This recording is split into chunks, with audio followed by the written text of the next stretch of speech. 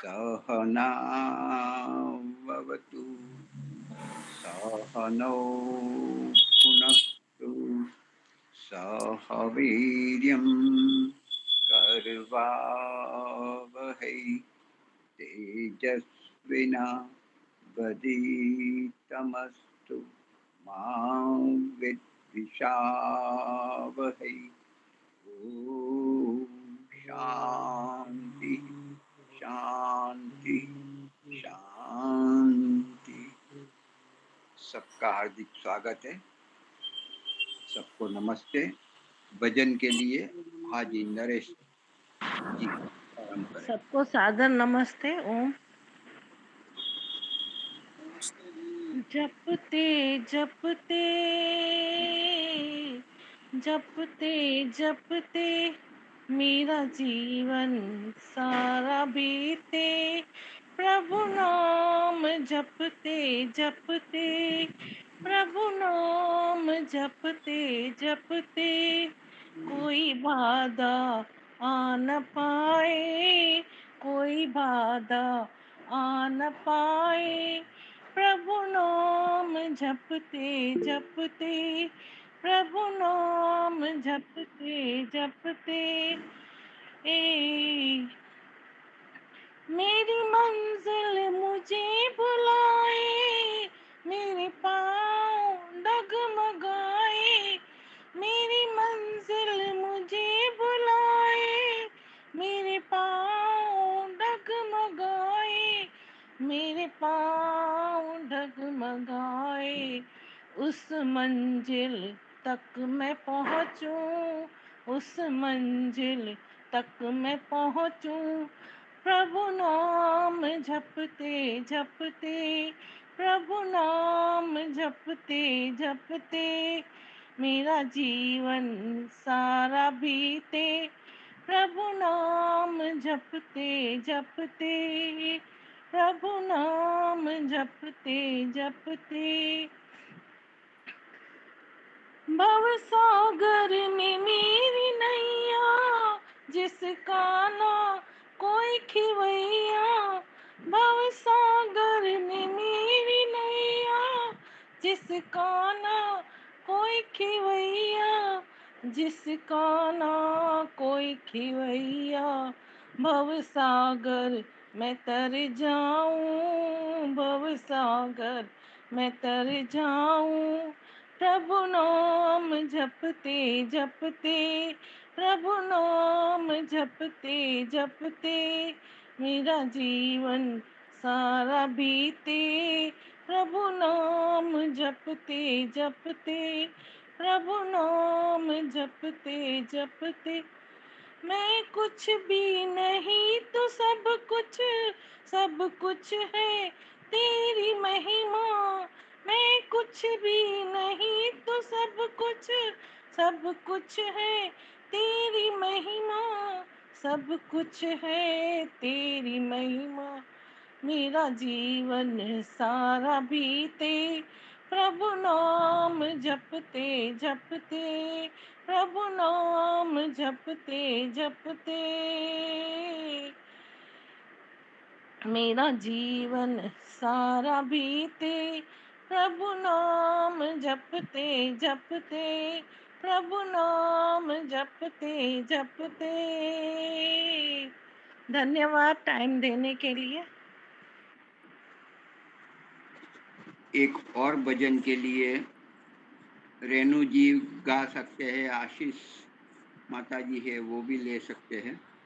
हाँ जी, आप सबको नमस्ते। मैं भक्ति का रखती हूँ भजन।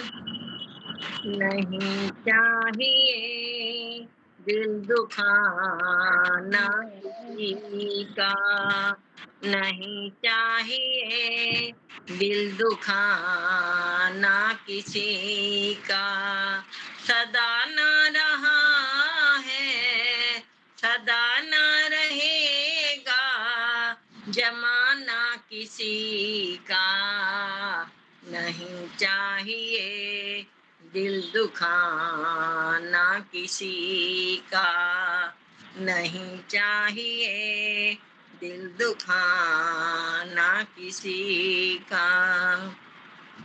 आएगा बुलावा तो जाना पड़ेगा, आखिर महासर झुकाना पड़ेगा। वहाँ ना चला है, वहाँ ना चलेगा, बहाना किसी का नहीं चाहिए, दिल दुखाना किसी का नहीं चाहिए, दिल दुखाना किसी का। दुनिया का गुलशन खिला ही रहेगा, ये तो जहां में लगा ही रहेगा। दुनिया का गुलशन खिला ही रहेगा, ये तो जहां में लगा ही रहेगा। आना किसी का जग में, जाना किसी का नहीं चाहिए, दिल दुखाना किसी का नहीं चाहिए, दिल दुखाना सही का। ये दौलत तुम्हारी रह जाएगी, शोहरत तुम्हारी बह जाएगी। ये दौलत तुम्हारी रह जाएगी, ये शोहरत तुम्हारी ढह जाएगी। नहीं साथ जाए, नहीं साथ जाता, खजाना किसी का नहीं चाहिए, दिल दुखाना किसी का नहीं चाहिए, दिल दुखाना किसी का। पहले हम अपने आप को सुधारें, तुम्हें हक नहीं किसी पे उंगली उठाए। पहले तो अपने आप को सुधारे, तुम्हें हक नहीं किसी को बुरा ही बताए।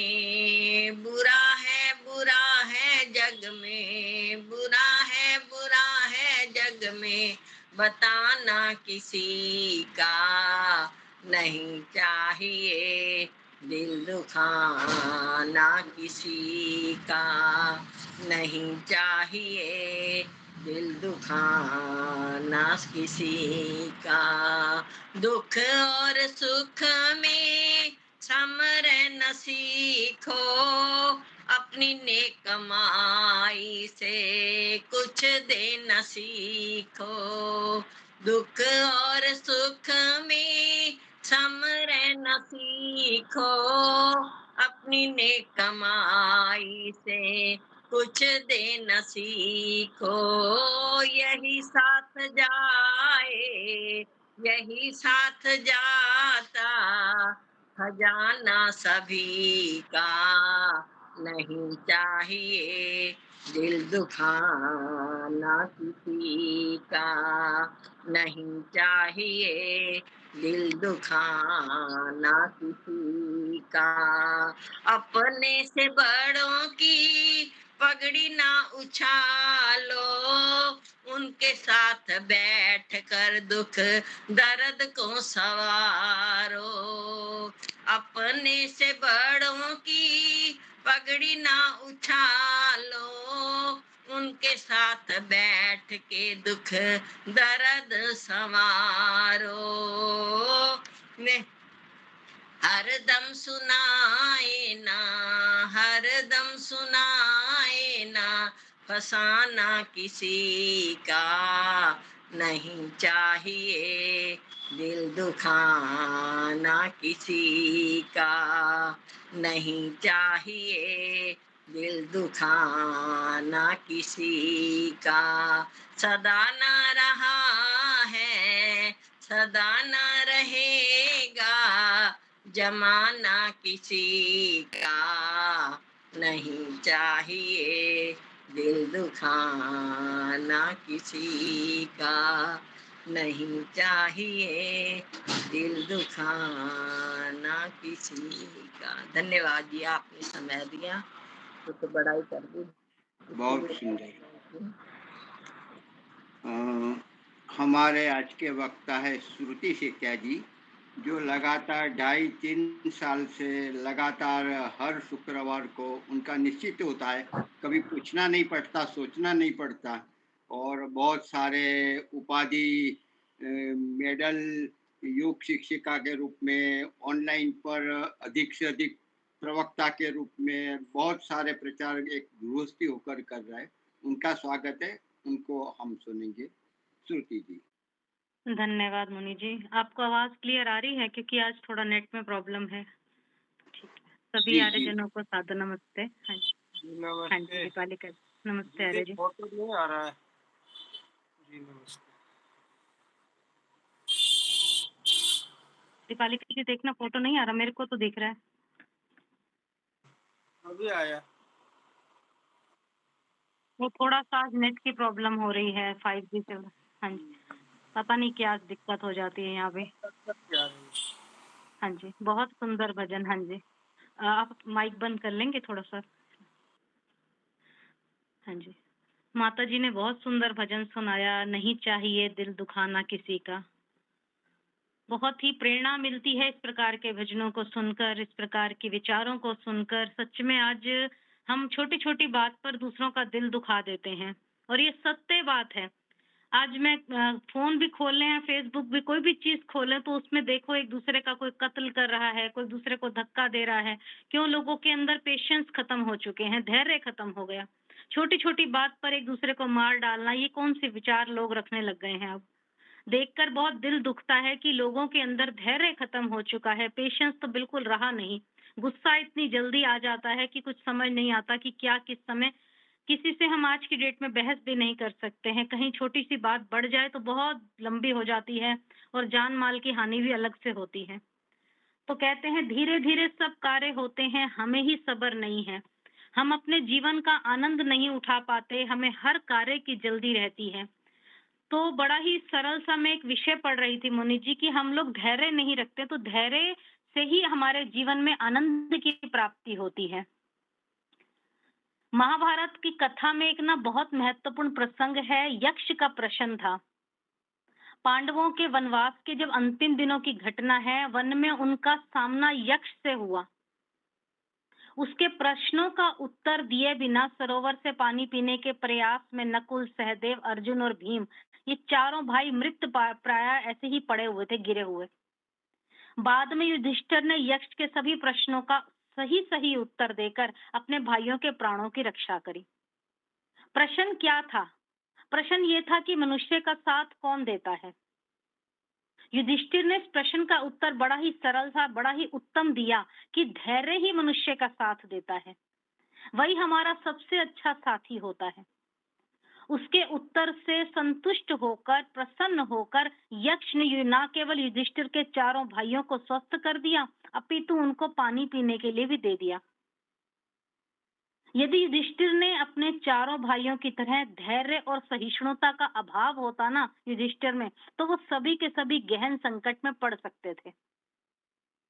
ये पूर्णता सत्य है कि धैर्य ही मनुष्य का सबसे बड़ा, सबसे उत्तम, अच्छा साथी होता है। आज हम अपना धैर्य 1 मिनट में खो देते हैं। तो कहते हैं विषम परिस्थिति में जब कोई उपाय कारागार ना हो, तो धैर्य धारण करना ही एकमात्र उपाय हो सकता है। धैर्य के अभाव में युधिष्ठिर के चारों भाई संकट में पड़ गए। उनमें यक्ष की बात सुनने का ना तो कोई धैर्य था, और ना ही स्वयं को पानी पीने से रोकने का सामर्थ्य था।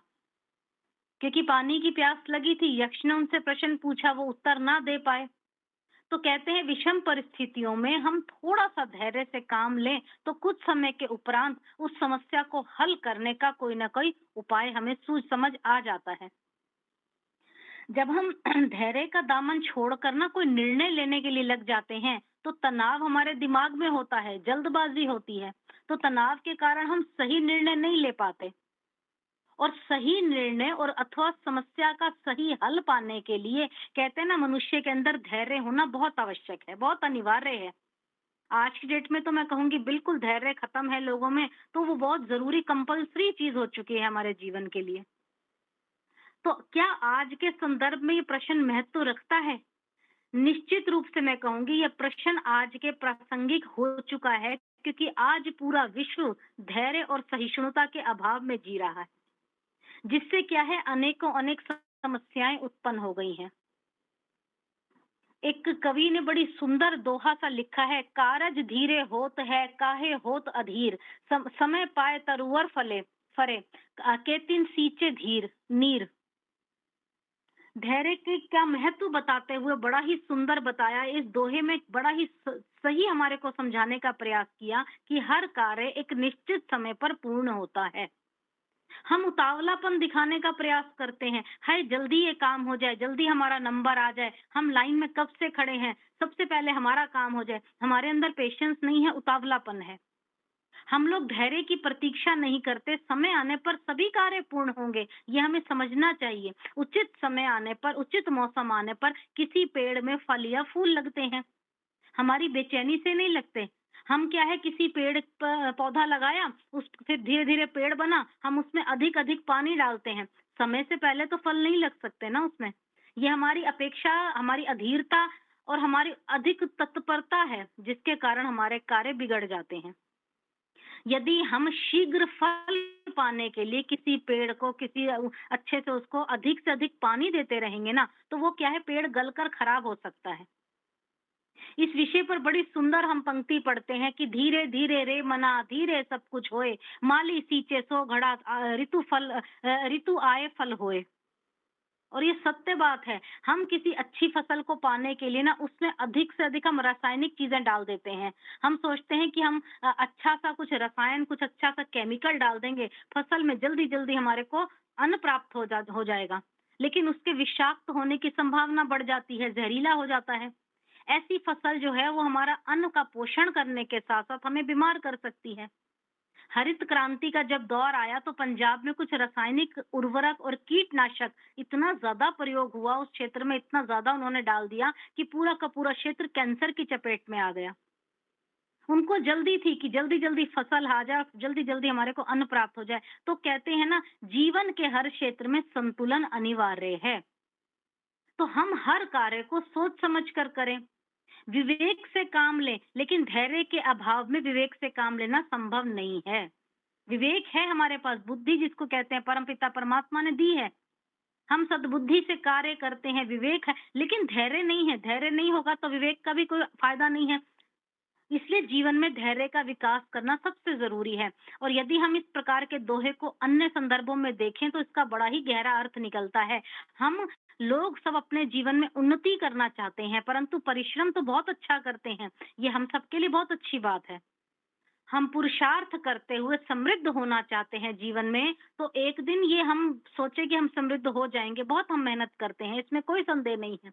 लेकिन कुछ लोग क्या करते हैं, अपने जीवन में जल्दी जल्दी धनवान होना चाहते हैं, जल्दी जल्दी समृद्ध होना चाहते हैं। हाय पैसा आ जाए, कहीं से पैसा किसी तरह से आ जाए, हम समृद्ध हो जाए, हमारा आगे कार्य बढ़ जाए, हम रुके ना कहीं भी। बहुत लोगों के अंदर ही मैंने देखा है, वो क्या करते हैं, गलत और अनैतिक तरीके से, असंवैधानिक तरीके से कुछ भी करने को तैयार हो जाते हैं, जिससे बहुत गड़बड़ हो जाती है।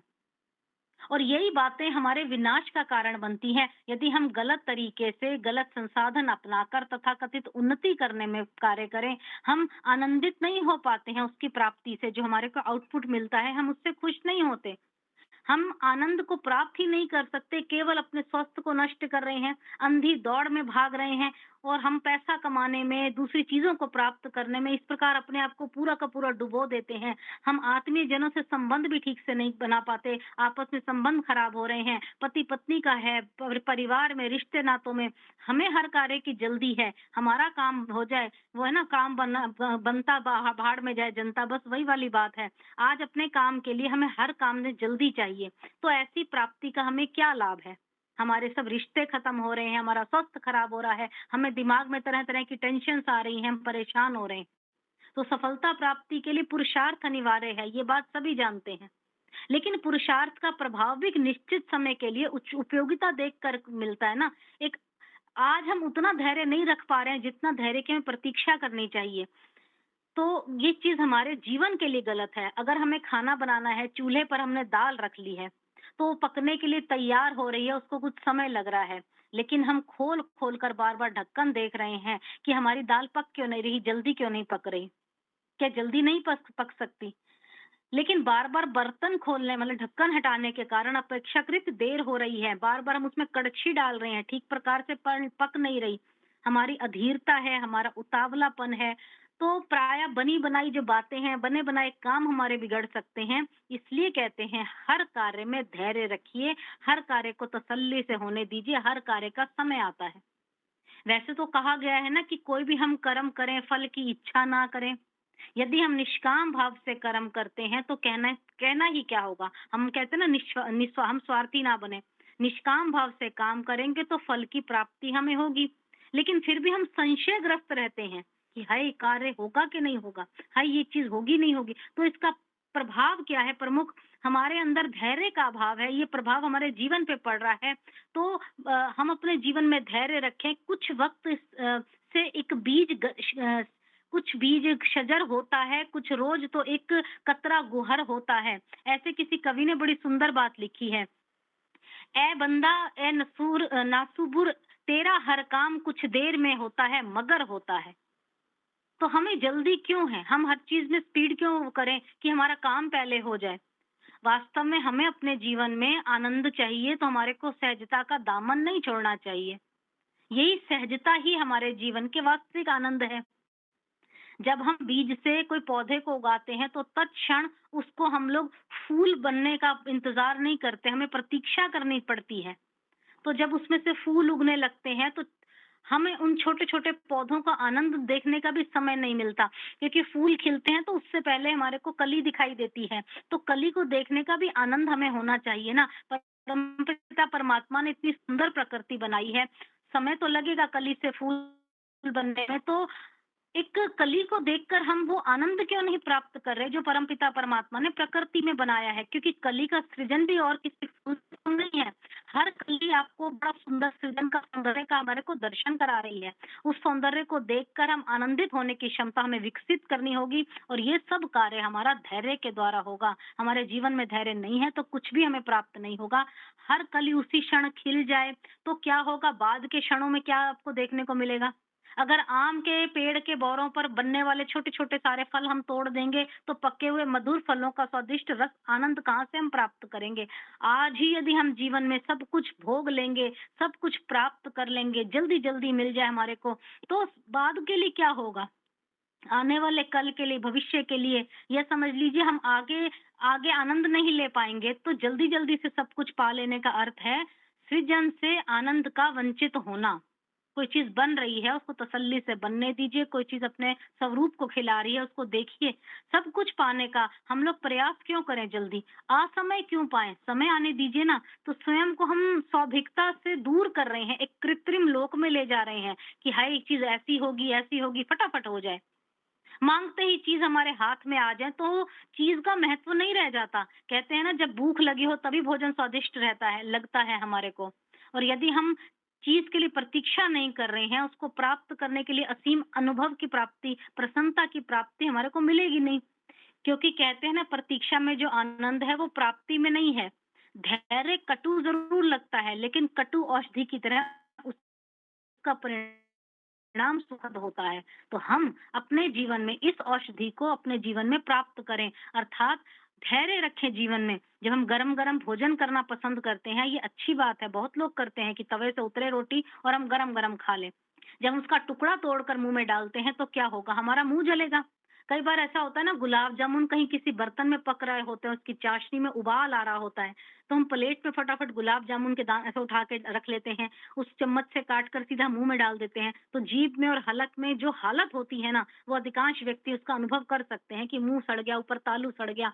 इसलिए उसको बड़े लोग हमारे को कहते हैं कि गरम-गरम नहीं खाना ये कोई बुराई नहीं है खाने में, लेकिन अपने फूँक मार के ठंडा करके खाओ। तो मुँह ना जले वो इसलिए कहा जाता था कि ठंडा करके खाओ का अर्थ ये है, एक मुहावरा भी है, जिसका अर्थ बड़े कहते थे कि धैर्य रखो। अस्वाभाविक रूप से कोई कार्य मत करो, अधिक पैसे के लालच में अपना प्रदर्शन मत करो।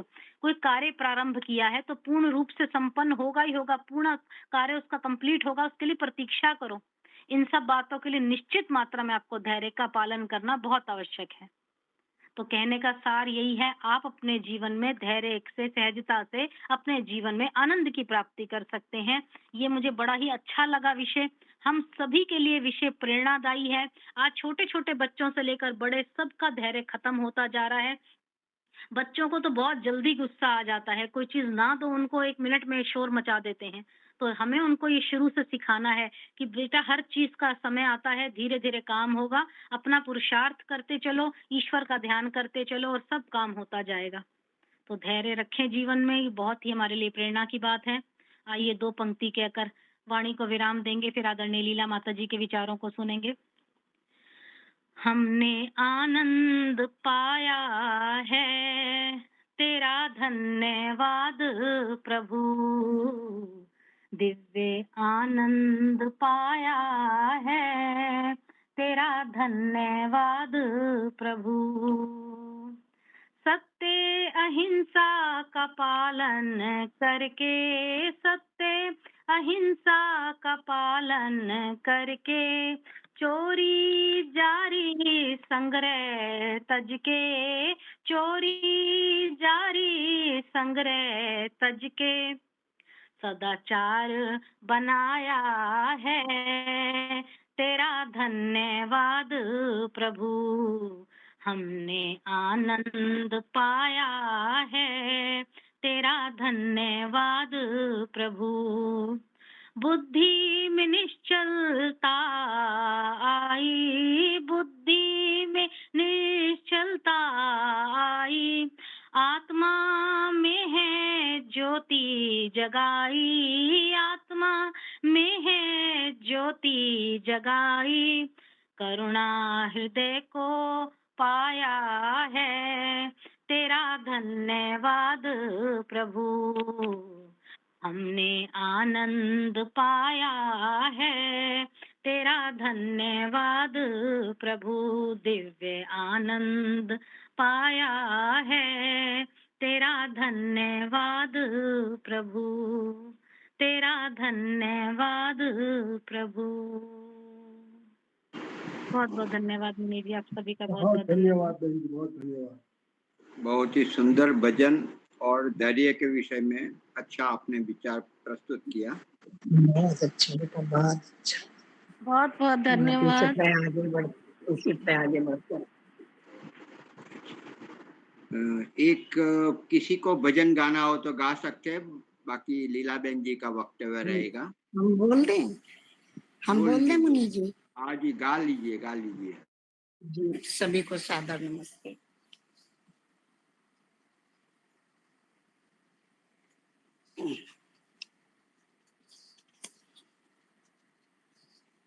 सांसों का क्या भरोसा, रुक जाए चलते चलते, रुक जाए चलते चलते, जीवन की मेरी ज्योति बुझ जाए चलते चलते, बुझ जाए जलते जलते, बचपन गया जवानी, दुनिया की खाक छानी, विषयों की भेंट चढ़कर बीती ये जिंदगानी, सोते ही रह गए हम चादर को ताने ऐसे, सोते ही रह गए हम चादर को ताने ऐसे, सांसों का क्या भरोसा, रुक जाए चलते चलते, जीने को जी सके ना सब धर्म कर्म लांगे, ईश्वर की भक्ति दुर्लभ टूटे तार बांधे, जी मन निकल गया सुबह शाम में ढलते ढलते, जी मन निकल गया सुबह शाम में ढलते ढलते, श्वासों का क्या भरोसा रुक जाए चलते चलते, जीवन निकल गया तब जीने का ढंग आया, उजड़े हुए चमन में रहने का मन बनाया, मन से दुखी थे हम तन पर बीमारी पलते पलते, मन से दुखी थे हम तन पर बीमारी पलते पलते, श्वासों का क्या भरोसा रुक जाए चलते चलते, जब आत्मा हो अमृत को न जाना, स्वयं ईश्वर का शरीर कभी भी न माना, जीवन की बाजी हारी सुबह शाम में घुलते घुलते, जीवन की बाजी हारी सुबह शाम में घुलते घुलते, श्वासों का क्या भरोसा रुक जाए चलते चलते, जीवन की मेरी ज्योति बुझ जाए जलते जलते। ओ बहुत बहुत धन्यवाद निजी समय देने के लिए। गलत बहुत नहीं, फिर मैंने बोल दिया तभी कुछ बना नहीं, सही बोलते। जी, लीला बेन जी हमारे वक्ता है दूसरे, उनको मैं निमंत्रित करता हूँ। लीला बेन जी वेलानी, बड़ौदा। गायत्री मंत्र से ईश्वर की स्तुति प्रार्थना उपासना। ओम भूर्भुवस्वः तत्सवितुर्वरेण्यं भर्गो देवस्य धीमहि धियो यो न प्रचोदयात्। सबका रक्षक, जगत के सब जीवों का आधार, जो प्राणों से भी प्रिय और स्वयंभू है, जिसके संसर्ग से संसार के सारे प्राणी सभी क्लेशों और दुखों से मुक्त हो जाते हैं, जो नानाविध जगत में सर्वत्र व्यापक होकर सबका पालन और पोषण करता है, सकल जगत का उत्पादक, सब ऐश्वर्यों का दाता, जिसकी प्राप्ति में सभी की सब आशाएं एवं अभिलाषाओं की पूर्ति है, उस पवित्र परमात्मा के पवित्र तेज को हम अपने हृदय में धारण करते हैं। वो परमात्मा हमारी बुद्धियों को निकृष्ट मार्ग से निवृत्त करके उत्कृष्ट मार्ग की ओर प्रेरित करे। आदरणीय मुनि जी, धर्म प्रेमी सज्जनों, वंदनीय मातृशक्ति, धैर्य विषय ऊपर हमने अच्छा सा प्रवचन सुना श्रुतिबेन से, क्योंकि धैर्य तो हमारे धर्म का पहला लक्षण महर्षि मनु ने बताया है, और ऐसे भी बताया गया है हमारे शास्त्रों में कि धन, धर्म और विद्या धैर्य से ही प्राप्त होती है, सैन्य से नहीं प्राप्त होती है, एकदम से कोई चीज प्राप्त नहीं होती। तो इसी प्रकार आजकल की नई पीढ़ी जो रील देखती है ने, तो इसमें तो सैकड़ों में सेकंड में देख लेती है, अमुक सेकंड में, तो उसको सब जल्दी जल्दी उतावला देखने की, जल्दी जल्दी उतावलेपन में प्राप्त करने की एक आदत बन गई है। तो ये तो बिल्कुल हमारा मानव जीवन की सफलता से विरुद्ध है। तो इस बात के लिए हमारी नई पीढ़ी को धैर्यवान बनाने के लिए कोई थोड़ी सी बात सुनाते हैं हम लोग, तो भी लंबी लगती है तो सुनना नहीं चाहते। तो ये धैर्य की बहुत बड़ी कमी है आज के समय में।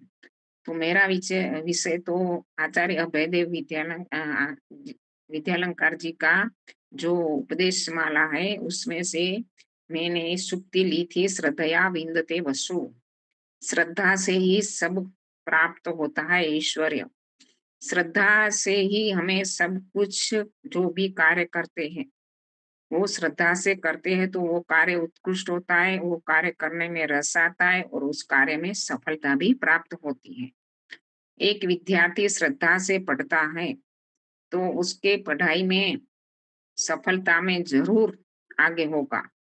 एक डॉक्टर श्रद्धा से मरीजों की सेवा करता है तो उनकी मरीजों के प्रति भी श्रद्धा होती है और मरीजों की डॉक्टर के प्रति भी श्रद्धा होती है, और उस श्रद्धा के कारण सामान्य डॉक्टर भी मरीजों को अच्छा सा इलाज कर देता है और मरीज अच्छे भी हो जाते हैं।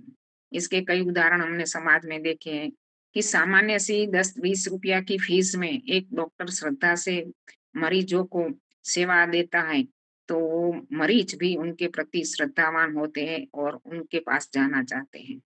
और इसी प्रकार हर एक क्षेत्र में कोई भी गृहिणी है, रसोई करती है तो बड़ी श्रद्धा से करती है, तो उसकी रसोई का स्वाद ही कोई अलग होता है।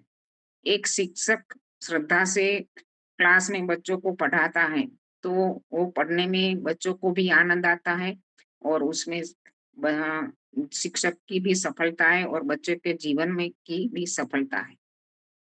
तो कोई भी सत्य जब तक कोई भी सत्य के प्रति जब तक हमारे हृदय में श्रद्धा नहीं होती, तब तक वो सत्य कितना ही सत्य क्यों ना हो, हमारे हृदय के अंदर, हमारे मन में ठहरता नहीं है। आजकल हम कई लोगों को यज्ञ के लिए, ईश्वर के लिए, निराकार ईश्वर के लिए उपदेश करते हैं, लेकिन उनके इस सत्य के प्रति श्रद्धा नहीं होती, तो उनके हृदय में वो सत्य ठहरता नहीं है, इसलिए वो अपने जीवन में वो कार्य करते नहीं है। साकार का उपदेश हम नहीं करते, हम निराकार का करते हैं, वास्तव में ईश्वर है ही निराकार, लेकिन व्यक्ति सुन तो लेता है, लेकिन उनकी श्रद्धा उसके प्रति बनती नहीं है और वो जब मूर्ति पूजा का समय आता है तो मूर्ति पूजा कर ही लेता है। और आजकल यज्ञ के बारे में भी हम कितना कहते हैं, लेकिन लोगों में इतनी श्रद्धा नहीं बन रही। आज हम कहते हैं ना कि यज्ञ से सारी कामनाएं पूर्ण होती है, वो तो प्रैक्टिकली भी हो रहा है आज। कई रोगों के लिए, कैंसर जैसे रोगों को यज्ञ के माध्यम से दूर किया जा रहा है और पुत्रेष्टि यज्ञ जैसे महाराजा दशरथ ने किया था और पुत्रों की प्राप्ति की थी, आज भी वो शक्य है। और आज हम तो जो बड़ा यज्ञ हो रहा है, वर्षा यज्ञ, तो इसमें भी हम कई प्रकार की औषधियां, सामग्री और समिधाएं विशेष प्रकार की डाल के बड़ा सा यज्ञ करते हैं, तो बादल बनते हैं और कई सालों से कार्य सफलतापूर्वक हो रहा है। तो इस जब लोग देखते हैं प्रत्यक्ष में, तो श्रद्धा बनती है और लोग इस कार्य को करने के लिए सहयोग भी देते हैं। तो इसी प्रकार हमें जो भी कोई भी विषय के अंदर, मान लो कि हम सृष्टि की उत्पत्ति है, मुक्ति है, प्रलय है, ये विषय ऐसे हैं कि हमने प्रत्यक्ष में उसका अनुभव नहीं किया, लेकिन उस ऐसे विषयों को हमें शब्द प्रमाण से, हमारे आप्त पुरुषों के प्रमाणों से, उनके वचनों पर, हमारे शास्त्रों पर श्रद्धा रखनी पड़ती है, क्योंकि वो लोगों ने जो जाना है वहां तक हम नहीं पहुंचे हैं। वो समाधि अवस्था में जो सत्य को उन्होंने उजागर किया है वहां तक हम नहीं पहुंचे हैं। तो ऐसे भी वेद की सारी बातें हम नहीं समझ सकते जो हमारे ऋषि लोगों ने समझी है, तो उनकी बातों पर हमें श्रद्धा करनी चाहिए और सत्य मानना चाहिए, क्योंकि हम तो ऐसे है कि जैसे कोई एक अंधा व्यक्ति है, तो वो संसार की चीजों को देख नहीं पाता, वो क्या है क्या नहीं उसको पता नहीं है। कोई देखने वाला व्यक्ति उसे बताए कि ये चीज ये है, ये वो है, तो उसको मानना पड़ता है। तो इसी प्रकार हम कई विषयों में अंधे व्यक्ति की तरह ही हैं। हमने नहीं देखा है, हमने नहीं जाना है, उस सत्य तक हम नहीं पहुंचे। तो जिन्होंने इन सत्यों को उजागर किया है, आत्मसात किया है, उनकी बातों पर हमें विश्वास करना चाहिए और मानना चाहिए। कुएं के मेढक की तरह नकारना नहीं चाहिए।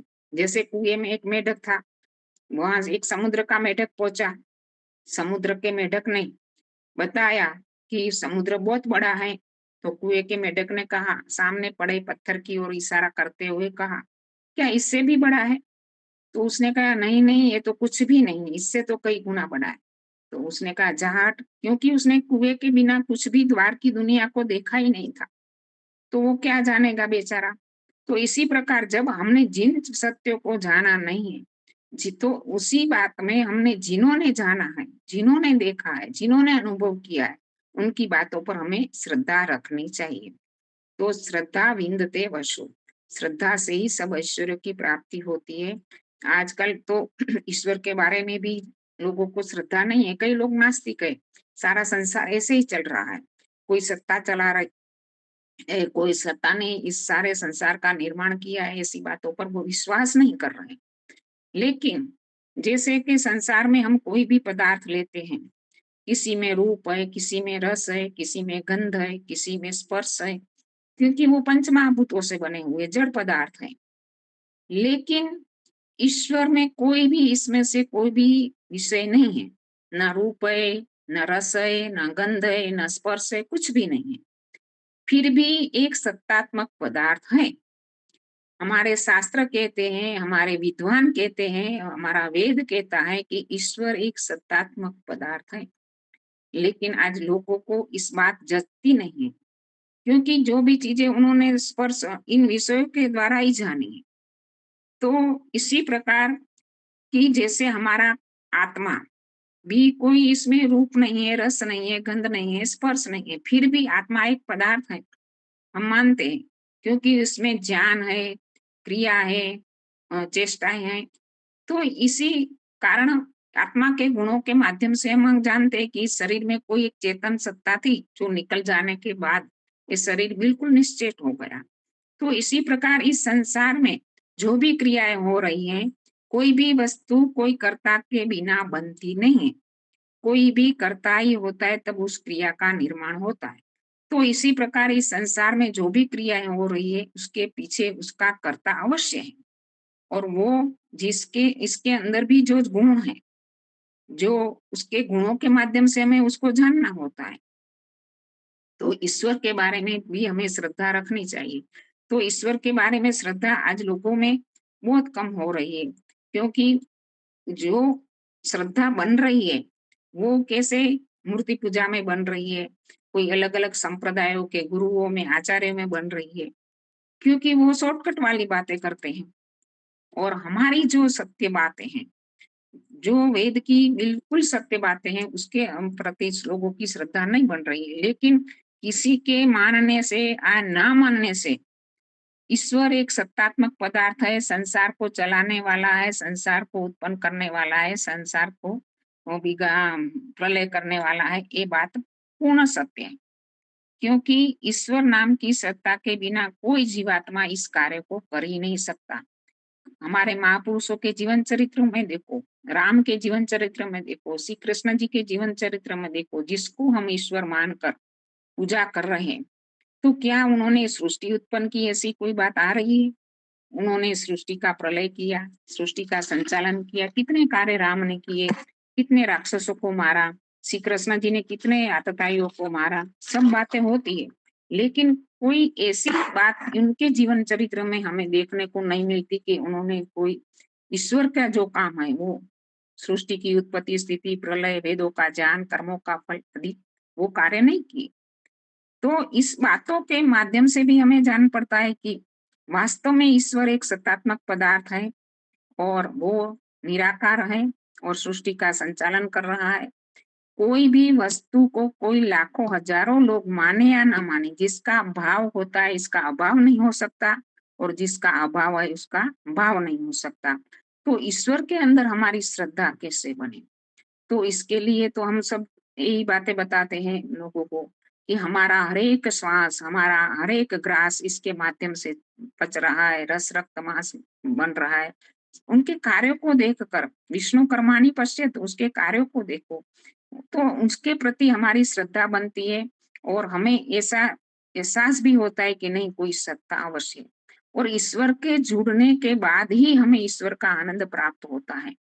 क्योंकि कोई व्यक्ति को तैरना नहीं आता मान लो, तो वो व्यक्ति कहेगा कि नहीं, मैं तैरना नहीं जानता, इसलिए मैं पानी में नहीं जाता। लेकिन पानी में जाए बिना तैरना आएगा ही नहीं। ईश्वर की उपासना करे बिना, ईश्वर से जुड़े बिना ईश्वर का आनंद प्राप्त कैसे होगा? तो ईश्वर की श्रद्धा बनाने के लिए हमें जो करना है वो करना ही पड़ता है। तो ईश्वर हमारा हितैषी है, जो संसार में हमारा हित करने वाले माता पिता गुरु आचार्य है, इनसे कई गुना हित, कई गुना उपकार ईश्वर हमारे ऊपर कर रहा है। हर पल हर क्षण हम उनके उपकारों का अनुभव करें। सन्नो देवीर्भिष्ट ये मंत्र बोलते समय हम क्या कहते हैं? जो हमारे ऊपर सुखों की वर्षा हो ही रही है उसकी अनुभूति करें। हमारे शरीर के अंदर ईश्वर की कृपा का दर्शन करें, चक्षु में, नेत्र में, श्रवण इंद्रियों में, मुख में, पांव में, हाथ में, सब जगह पर और साथ साथ ब्रह्मांड में भी ईश्वर का दर्शन करें, जैसे ऋतम च सत्यम च, और चारों 6 दिशाओं में ईश्वर की द्वारा किस प्रकार रक्षा हो रही है उसका दर्शन करें, उस पर हम चिंतन करें, तो हमें पता चलेगा कि ईश्वर हमारे ऊपर कितना उपकार कर रहा है। और इसी प्रकार ईश्वर के जो हमारा ज्ञान का दाता है और संसार का, सारे संसार का आधार है, जो हम ऐसे ईश्वर के सर्वशक्तिमान गुण को जो हम कक्षा में सुनते हैं न, कितना बड़ा ब्रह्मांड है, कितने बड़े ग्रह नक्षत्र उपग्रह है, उनको बनाना, उनको चलाना, उसका पूरा संचालन करने वाली एक सत्ता है। तो ये ईश्वर के प्रति हमारी श्रद्धा बनती है। आजकल हम लोगों को संध्या के बारे में बहुत चर्चा होती है।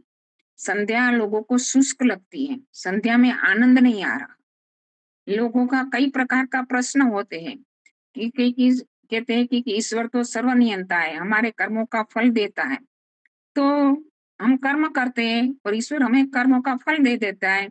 बाद में तो ईश्वर को संध्या करना ये तो एक प्रकार की खुशामत है, ऐसा जवाब दे देते हैं लोग। नहीं, ईश्वर की खुशामत नहीं है, वो तो सदा प्रसन्न है, सदा आनंद स्वरूप है।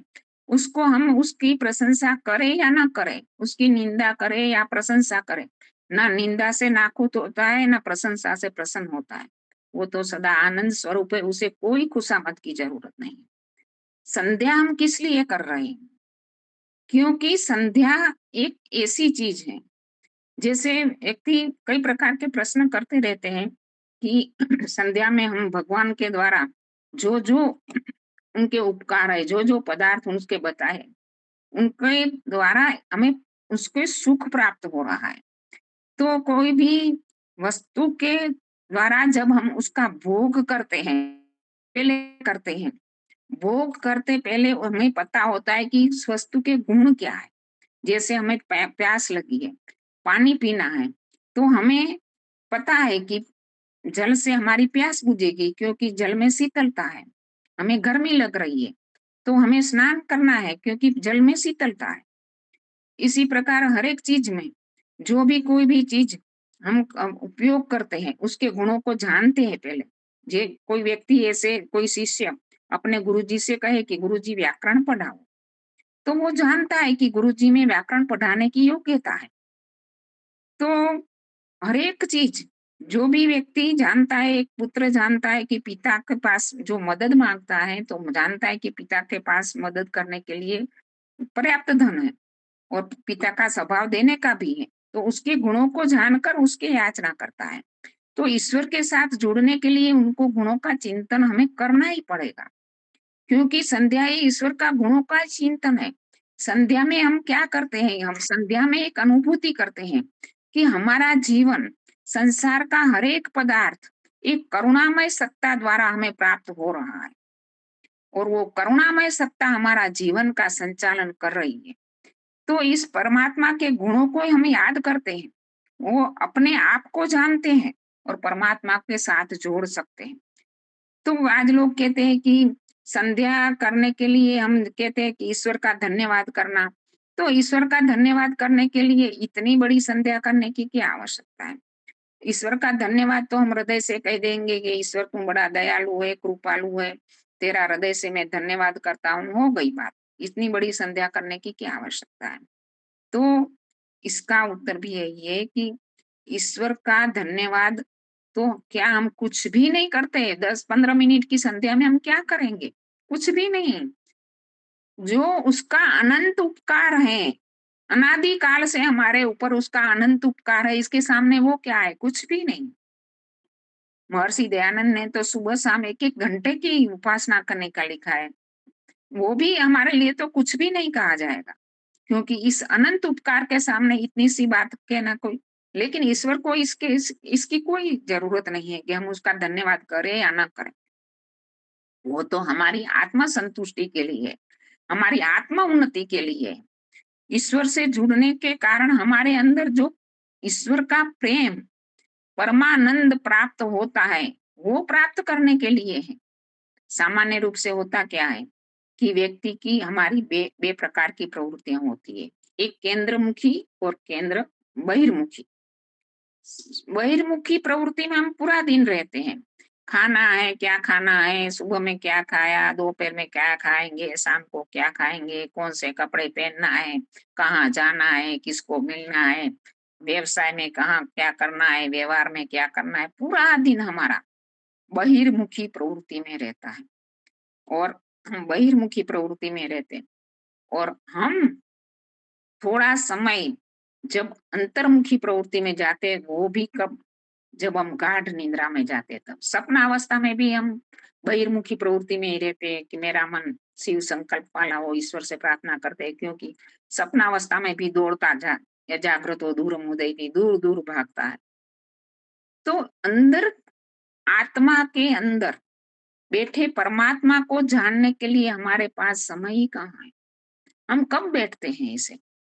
इस संध्या के माध्यम से तो अंतर्मुखी प्रवृत्ति होती है, केंद्रमुखी प्रवृत्ति होती है, और हम जान पाते हैं कि मैं इस जड़ शरीर नहीं हूं, मैं आत्मा हूं, और मैं आत्मा हूं, और संसार के पदार्थ परमात्मा के द्वारा दिए हुए हैं, परमात्मा का उपकार है, और इस संसार के पदार्थों का कितने प्रमाण में मुझे उपभोग करना है, उसके साथ मुझे कितना रिश्ता बनाना है, वो एक मर्यादा के अंदर हमें बांधती है प्रवृत्ति, अंतर्मुखी प्रवृत्ति। वो तो ऐसी बात है ना कि जो एक वेद का मंत्र है ना कि जो हम सायंकालीन मंत्रों में पढ़ते हैं कि यस्मिन ऋचः साम यजुषी यस्मिन प्रतिष्ठिता रत्ना भावी वारा। वो क्या है कि यजुर्वेद ऋग्वेद साम हमारे मन में प्रतिष्ठित है, ऐसा बताया गया है मंत्र में।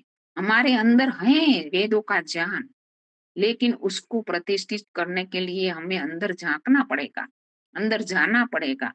तो रत्ना भावी वारा, रथ के पहिए के अंदर एक नाभि होती है और एक परिधि होती है।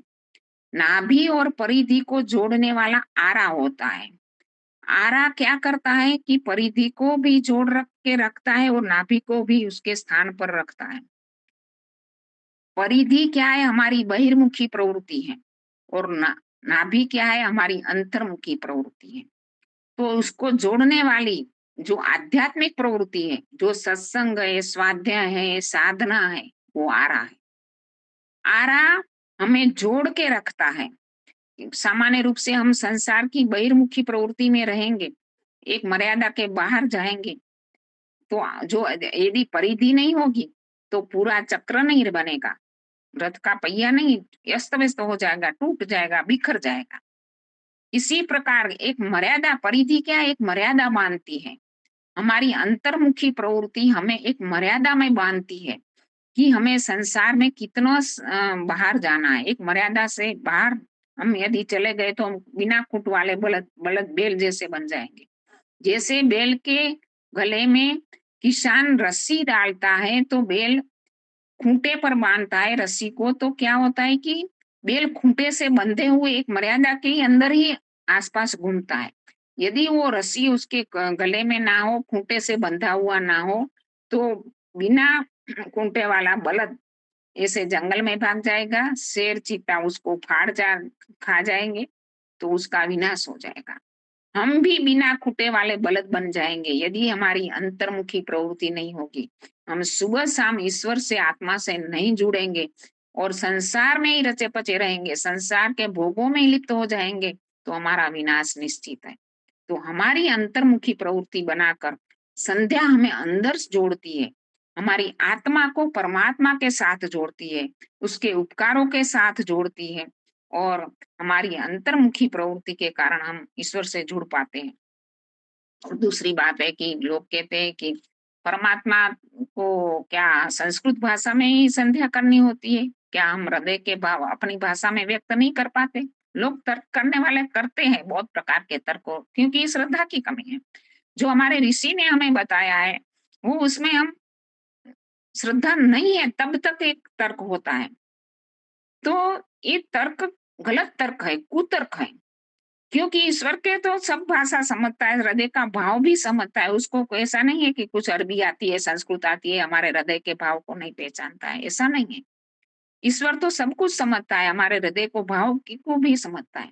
लेकिन यदि हम अपने अपने विचार, कोई भी विचार हमारे माइंड में आया और हम ईश्वर के सामने व्यक्त कर देते हैं, मान लो कि एक चोर चोरी करने जा रहा है और कहेगा कि हे ईश्वर, तू मेरे कार्य को सफल बनाना। एक विद्यार्थी ने परीक्षा में ठीक से पढ़ाई नहीं की और ईश्वर से प्रार्थना कर रहा है कि मुझे इस अच्छे अंकों से पास करवा देना। कोई व्यक्ति का कोर्ट में मुकदमा चल रहा है और कहेगा कि मुझे कोर्ट में इस मुकदमे में मेरे जीत हो जाए। और हर एक व्यक्ति, कोई कहता है मेरी नौकरी लग जाए, कोई कहता है कि मेरी बेटी को अच्छा लड़का मिल जाए। तो अपने अपनी जो मनोकामना है उसको हम व्यक्त करेंगे अपने हृदय के भाव में। लेकिन ऋषि, हम साधारण मनुष्य वहां तक उच्च भाव में पहुंच ही नहीं पाते जहां ऋषि हमें ले जा रहे हैं, क्योंकि संध्या के जो उच्च भाव है, उच्च भाव हमारे माइंड में आएंगे नहीं, क्योंकि हमारी इतनी योग्यता ही नहीं है, इतनी पात्रता ही नहीं है जो ऋषि हमें इस प्रकार के उच्च भाव में ले जा रहे हैं। एक गडरी की बात कहते हैं, एक गडरिया था, बेचारा भोला भाला नादान। वो तो ईश्वर से प्रार्थना करता था, क्या प्रार्थना करता था, क्योंकि वो तो बेचारा कई दिन धोए नहीं पाया था, कई दिन उनके माथे में बाल बढ़ गए थे, मैल बढ़ गया था, तो जू लीक हो गया था। और इसी प्रकार कई भटकते भटकते उसके पाँव में दर्द होने लगा था। तो ईश्वर से क्या प्रार्थना करता है नादान मन, कि ईश्वर तू आजा, मैं तेरे माथों में से जू लीक निकाल दूंगा। ईश्वर तू आजा, मैं तेरे कपड़े को धो दूंगा, मैं तेरे पाँव को दबा दूंगा। ये नादान मन है। लेकिन हम भी ऐसे ही हैं, क्योंकि हम अंदर जो भी हमारी मनोकामना है वो ईश्वर के सामने व्यक्त करते हैं। लेकिन जिन स्थिति में हमारे ऋषि जिन मंत्रों के द्वारा हमें उच्च आत्मा और अंतःकरण को उच्च स्थिति में ले जाते हैं, वो स्थिति में हम स्वयं नहीं जा पाते। इसलिए संध्या कोई इतनी कठिन बात नहीं है। संध्या के मंत्रों का भी अर्थ भी इतना कठिन नहीं है। हम अभ्यास नहीं कर रहे, हमारी इसके प्रति जिज्ञासा नहीं है जानने की, तब जाके हम इसके प्रति इस प्रकार के कुतर्क करते रहते हैं। तो संध्या तो वास्तव में ईश्वर से जुड़ने का, हमारा सुबह शाम जुड़ने का एक बहुत बड़ा, ये परम महर्षि दयानंद जी ने जो हमें एक क्रम वाइज जो मंत्रों का क्रम रखा है, वास्तव में बहुत बहुत ही धीरे धीरे करके हम, जैसे पहले प्रार्थना मंत्र है, अगमर्षण मंत्र है, मननसा परिक्रमा मंत्र है, उपस्थान मंत्र है, धीरे धीरे करके हम ईश्वर के साथ जुड़ पाते हैं और अच्छी सी प्रार्थना और उपासना हमारी चलती रहती है। तो इसी प्रकार हमें अपनी संध्या में भी पूरी श्रद्धा से, पूरी तन्मयता से, क्योंकि कई लोग ऐसे होते हैं बेचारे कि नहीं जानते, बड़ी उम्र वाले होते हैं, लेकिन उनकी श्रद्धा होती है तो वो श्रद्धा भाव से बैठ जाते हैं, जो भी कहते हैं कि नहीं हम ईश्वर को सुना रहे हैं, ईश्वर की वाणी है, बस इतनी ही श्रद्धा है तो भी चलता है। यज्ञ में भी कई लोग नहीं जानते कि यज्ञ के मंत्रों का भाव क्या है, यज्ञ क्या है, बस एक श्रद्धा है। श्रद्धा है तो श्रद्धा पूर्वक करते हैं। तो इस श्रद्धा की हमारी कमी दिखती है। जब 2 टाइम संध्या करनी है और नहीं हुई तो भी हमें कुछ भी एहसास नहीं हुआ कि आज कुछ नहीं हुआ, तो हमारी श्रद्धा की कमी है। हम यज्ञ में, संध्या में, हमारे जो वैदिक कार्य, हमारे वैदिक कर्तव्य हमारे ऋषियों ने बताए, उनके प्रति हमारी श्रद्धा होनी चाहिए, बननी चाहिए और बनानी चाहिए। इति ओम शांति। बहुत बहुत धन्यवाद। बहुत ही सुंदर।